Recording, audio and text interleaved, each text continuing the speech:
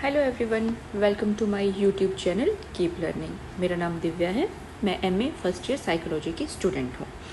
आज मैं आप लोगों से शेयर करने जा रही हूँ अपने ही बनाए हुए कुछ नोट्स जो कि हमारे टर्म एंड एग्जामिनेशन 2020 एंड 2021 के लिए बहुत ही ज़्यादा हेल्पफुल रहेंगे।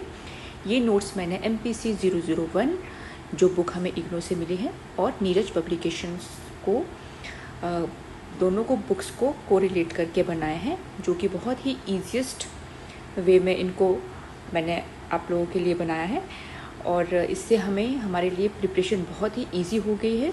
तो आइए देखते हैं कि हमारा जो फर्स्ट टॉपिक है, फर्स्ट बुक MPC 001 का, वो क्या है। That is cognitive psychology. मैं आप लोगों से एक और बात शेयर करना चाहती हूँ। इग्नो की तरफ से जो लेटेस्ट इन्फॉर्मेशन आई है उसमें मास्टर डिग्री फाइनल ईयर के एग्ज़ाम 3 अगस्त से स्टार्ट किए जा रहे हैं, लेकिन फर्स्ट ईयर के एग्ज़ाम का कोई नोटिफिकेशन नहीं आया है। May be it is expected in December. तो चलिए हम अभी से ही अपनी प्रिपरेशन रेडी रखते हैं। तो हम स्टार्ट करते हैं। First topic, cognitive psychology. Cognitive psychology क्या होता है? देखिए, अगर हमें बेसिक कॉन्सेप्ट हमारे क्लियर होंगे ना, एग्ज़ाम में हमें कुछ भी लिखने में प्रॉब्लम नहीं आएगी। हम उसे अपने ही लैंग्वेज में भी अच्छी तरह से लिख सकते हैं। So cognitive psychology is the study of how people perceive, learn, remember and think about information. ये हमारी कॉग्निटिव साइकोलॉजी की डेफिनेशन है कि किस तरह से लोग किसी भी चीज़ को परसीव करते हैं। एक ही चीज़ को बहुत सारे लोग अगर उसे देखेंगे ना, तो सबका परसेप्शन अलग अलग होगा। चलिए मैं आपको एक छोटा सा एग्जाम्पल दे देती हूँ। रिसेंट एग्जाम्पल ले लेते हैं।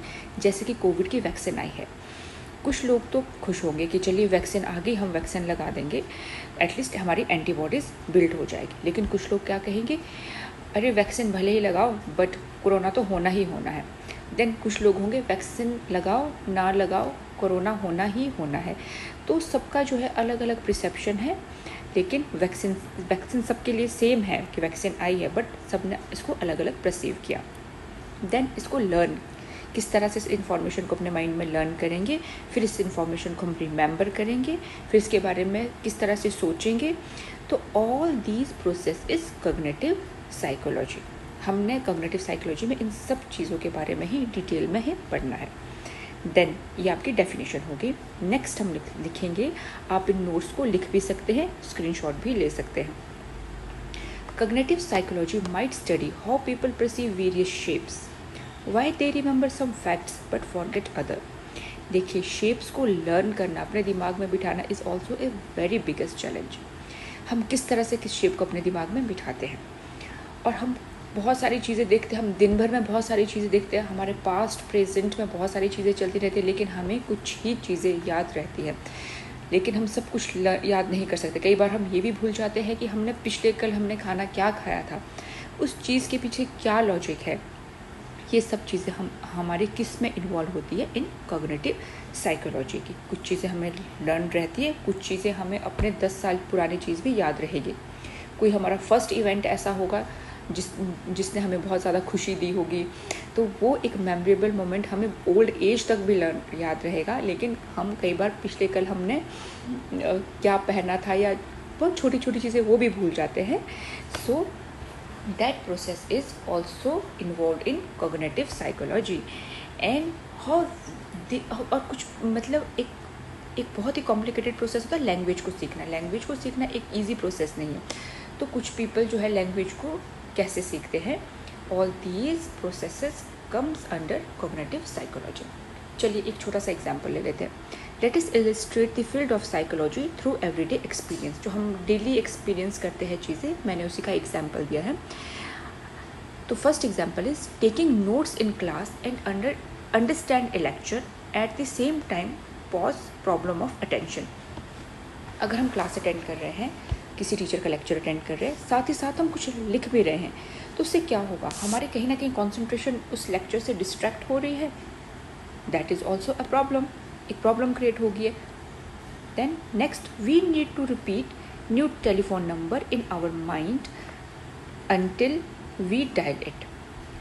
जब तक कोई भी हम न्यू फ़ोन नंबर होता है उसे हमें अपने दिमाग में रिपीट करना पड़ता है और जब तक हम उसे डायल ना कर दें तब तक हम उसे अपने माइंड में रिपीट करेंगे, अदरवाइज़ क्या होगा, हम उस फ़ोन नंबर को भूल जाएंगे।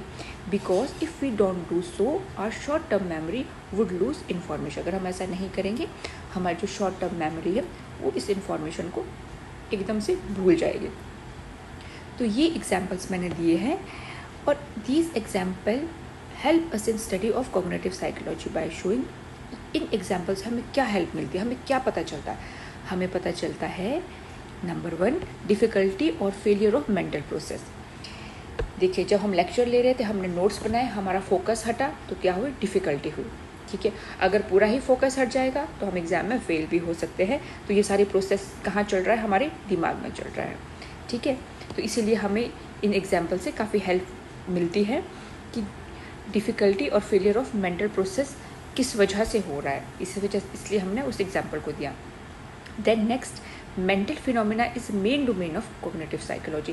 ये सारी चीज़ें कहाँ चल रही है, हमने कुछ परसीव किया, लर्न किया, रिमेंबर किया, हम पास हुए, फेल हुए, आउटस्टैंडिंग परफॉर्मेंस दी, कुछ भी किया, ये सब चीज़ें हमारे कहाँ चल रही है, हमारे दिमाग में चल रही है।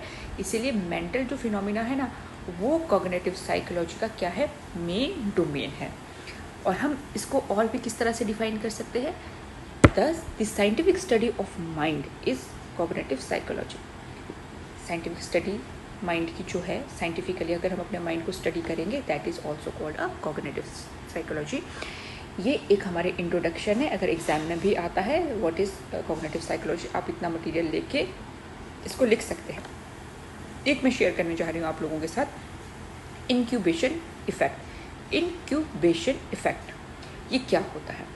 देखिए, कई बार हम कोई चीज़ सॉल्व कर रहे होते हैं, कोई बहुत बड़ी प्रॉब्लम है, हमारे से होता ही नहीं है, बहुत देर हो जाती है और हम उससे छोड़ते हैं, थोड़ा सा पॉज लेते हैं, थोड़ी देर के बाद फिर उसी चीज़ को करते हैं ना, और वो 1 मिनट के अंदर सॉल्व हो जाती है।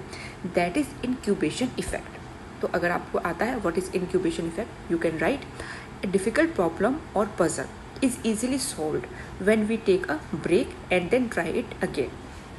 हम कभी सरप्राइज भी हो जाते हैं, यार अभी इतना टाइम लगा लेकिन मैंने अगली सुबह किया तो 1 मिनट में हो गया। That process is called incubation effect. I think आपको कॉग्निटिव साइकोलॉजी की जो डेफिनेशन है, इंट्रोडक्शन है, आपको समझ आ गई होगी।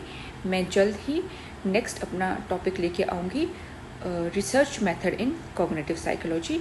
आई होप ये वीडियो आपके लिए हेल्पफुल होगा। Thank you so much for watching.